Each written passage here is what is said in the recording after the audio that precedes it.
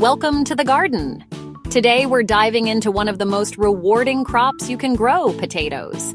There's nothing quite like unearthing your own homegrown spuds, simple pleasures that connect us to the earth. I'll guide you through the whole process, from choosing varieties to that satisfying harvest.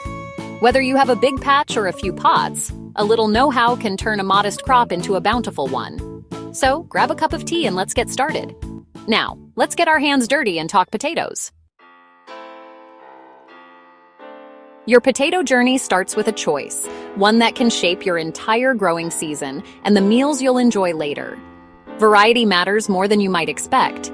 Each potato type brings its own unique flavor, texture, and even growing requirements. Want fluffy roasties? Go for King Edward or Maris Piper. These are classics for a reason, producing that perfect crisp outside and soft, airy inside. Prefer salad potatoes? Charlotte or Anya are perfect for their waxy texture, holding their shape beautifully when boiled or steamed. Consider your local conditions. Some varieties resist blight or scab, like Sarpomira. Disease resistance can make all the difference, especially in wetter climates. Timing is key.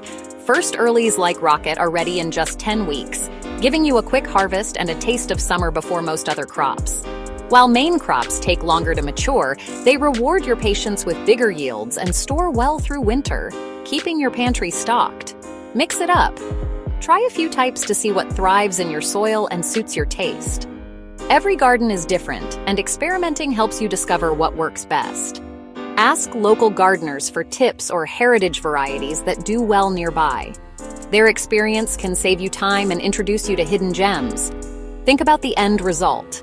Desiree is a great all-rounder, perfect for mashing, roasting, or boiling, making it a reliable staple in any kitchen.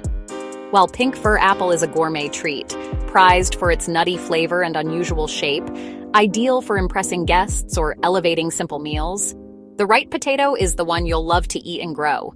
It's about matching your preferences with what your garden can provide.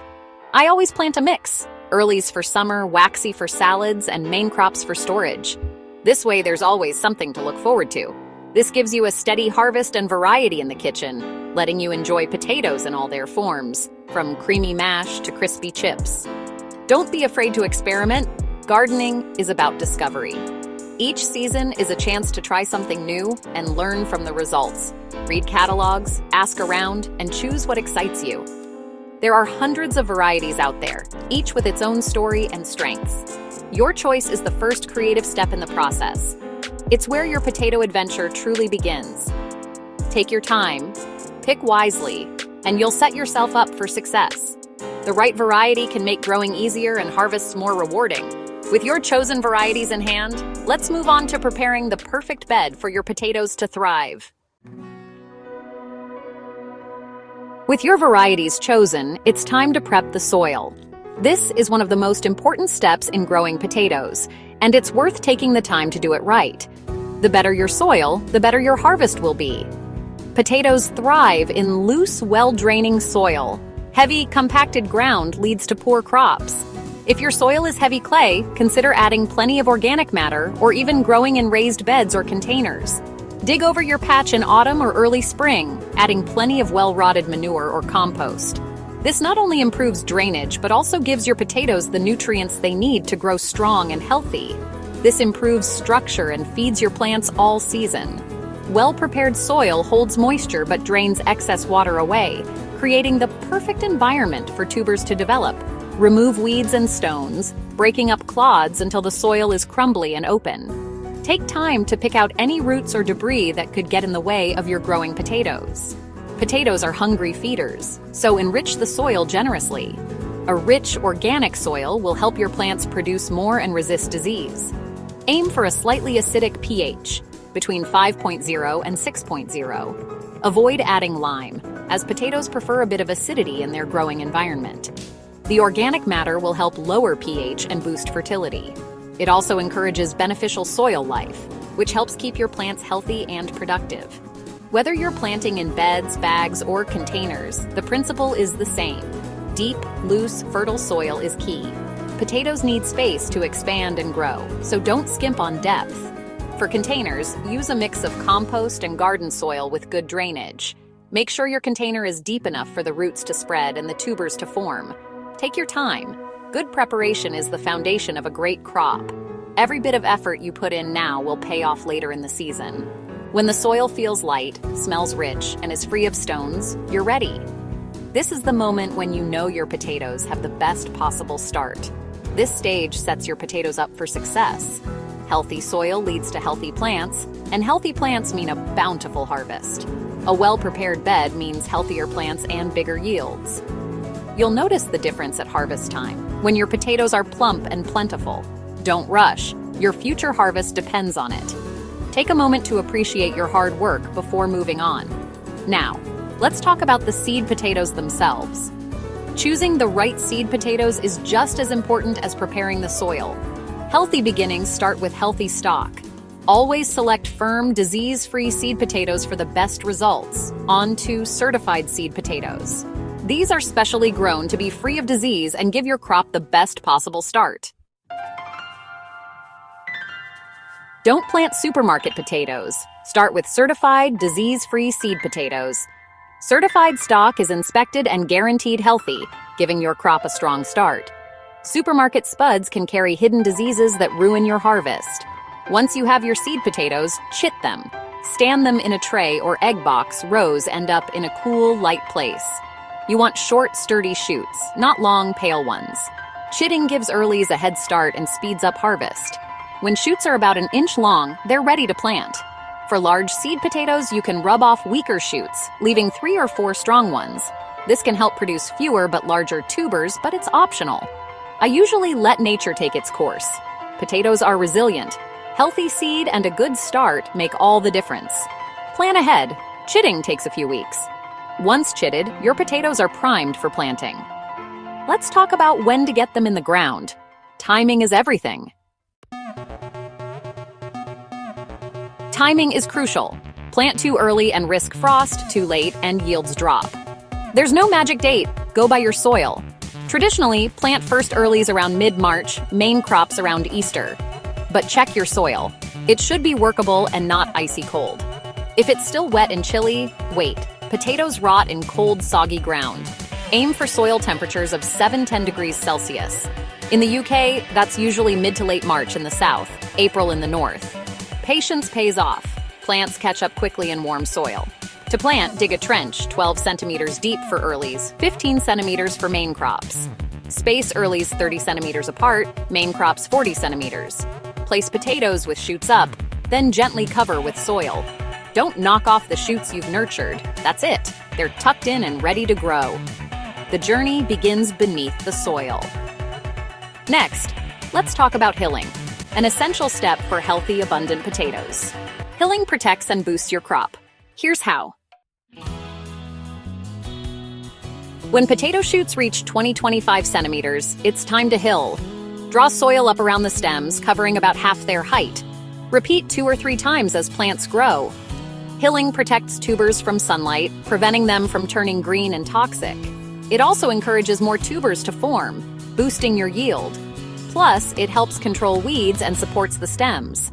In containers, add compost as the plants grow, burying the stems until the container is nearly full. Hilling is simple but vital for a healthy crop. Don't skip it, your potatoes will thank you. Now let's keep them watered just right. Watering potatoes is all about balance. Too little and tubers stay small. Too much and they rot. The most critical time is when plants flower. Keep soil consistently moist, not soggy. Check by digging into the mound. If it's dry a few inches down, water deeply. Water thoroughly once a week rather than lightly every day. Aim for the soil, not the leaves, to prevent disease. Use a watering can with a rose or a seep hose for targeted watering. Adjust for weather. Water more in dry spells, less if it rains. In containers, check daily. Compost dries out fast. Water until it runs from the drainage holes. Consistency is key. Fluctuating moisture causes split or hollow tubers. Steady moisture from flowering onwards means plump, healthy potatoes. Observe your plants, they'll tell you when they're thirsty. Next, let's tackle pests and diseases. Even with the best care, pests and diseases can strike at any time. So it's important to stay vigilant and check your potato plants regularly. Early detection is key to keeping your crop healthy and productive. Blight is the biggest threat to potatoes. Look for brown patches on leaves and stems, especially during warm, wet weather. This disease can spread rapidly, wiping out a crop in just a few days if left unchecked. At the first sign of blight, cut off all affected foliage immediately and remove it from your garden.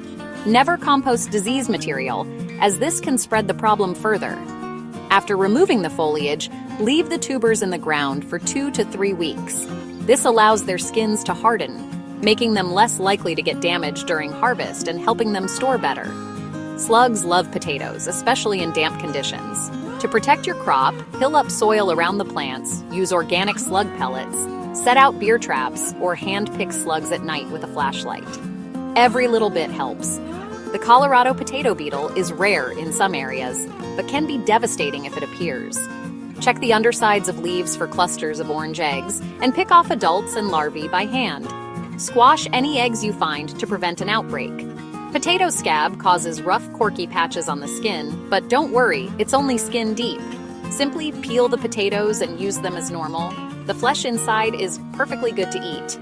You can help prevent scab by keeping the soil slightly acidic and consistently moist during tuber formation. Mulching can also help retain moisture and keep the soil cool. Rotate your crops each year. Never grow potatoes in the same spot more than once every 3 or 4 years. This breaks pest and disease cycles and keeps your soil healthy. Always start with certified seed potatoes to avoid introducing diseases into your garden. Healthy seed gives your crop the best possible start. Good garden hygiene is essential. Clean your tools, remove plant debris, and keep the area tidy. Observing your plants closely helps you spot problems before they get out of hand. Healthy, well-fed plants are naturally more resistant to pests and diseases. Feed your potatoes with balanced fertilizer and water them regularly for strong growth. Think of it as building your plant's immune system. Strong, vigorous plants can fight off many problems on their own. A little attention and care goes a long way. Spend a few minutes each week checking your plants, and you'll catch most issues early. Stay proactive and you'll enjoy a healthy, abundant harvest at the end of the season. Now comes the best part, harvesting your crop. Let's dig in and see what you've grown. The moment of truth awaits. Enjoy the fruits of your hard work and care. Harvest time, the reward for your care and patience. Dig in and reveal your hidden treasure. It's pure gardening joy. I hope these tips help you grow your best ever potatoes.